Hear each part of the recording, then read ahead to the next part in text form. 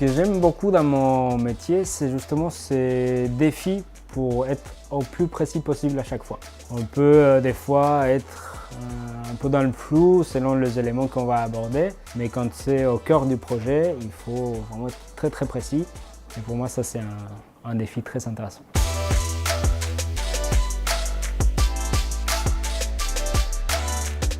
Nous devons être très organisés au niveau des rangements pour pouvoir trouver les bons matériaux rapidement. Dans la relation avec les clients, il faut aussi être très organisé. Il faut régulièrement envoyer des retours aux clients pour savoir où on en est, comment ça avance son projet. Nous allons traverser plusieurs étapes.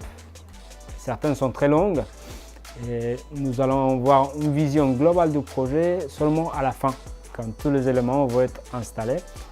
Et c'est qu'à la fin qu'on va se rendre compte que le projet, c'est un beau projet en fait, quand on a rajouté tous les petits éléments. Je m'appelle Nicolas Rubio, j'ai 36 ans, je suis maquettiste depuis une quinzaine d'années et je suis basé sur Tours. Mon activité s'appelle Architype, maquettiste d'architecture. J'ai plusieurs types de clients, ce sont soit des cabinets d'architecture, des agences de promotion, ça peut être des collectivités, mais ça peut être aussi des industriels, que ce soit pour donc, des maquettes d'architecture, des prototypes ou alors des maquettes didactiques.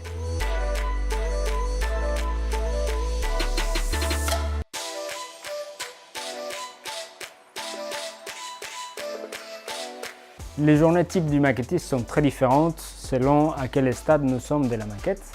Nous avons au tout début un processus de conception des plans.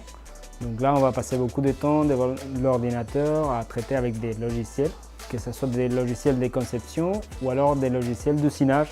Ça, c'est l'étape suivante. On va passer à tout ce qui est usinage des façades et de tous les éléments.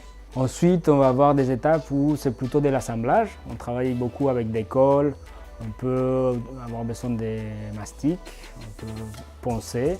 Puis dans les dernières étapes, on va plutôt passer nos journées à peindre. On a prouvé que les maquettistes, c'est un métier qui a de l'avenir. À un moment, on s'était posé la question justement avec les images 3D, si les maquettistes n'allaient pas disparaître. Mais on s'est rendu compte qu'on était plutôt complémentaires.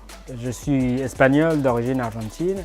C'est lors d'une visite dans un musée à Bruxelles avec mon père que j'ai observé des maquettes de très bonne qualité. J'ai décidé donc de devenir maquettiste. À la suite, j'ai commencé mes études en école d'art à Madrid et donc je me suis diplômé quelques années plus tard.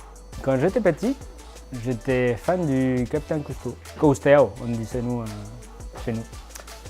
Et bien, j'ai regardé tous ces épisodes et donc je voulais être plongeur. Si je n'avais pas été maquettiste, je pense que j'aurais été luthier. J'ai toujours été passionné par les créations manuelles, notamment en bois. Et venant d'une famille de musiciens, je crois que c'était le métier qui m'était destiné si je n'étais pas maquettiste. C'est quoi l'image cliché du maquettiste? Souvent, les gens pensent que nous sommes tranquilles dans notre atelier à fabriquer des petites choses sympas. Alors qu'en fait, nous sommes souvent pressés parce qu'on doit rendre la maquette très vite et qu'on n'a pas le temps de prendre ce plaisir de jouer avec nos maquettes.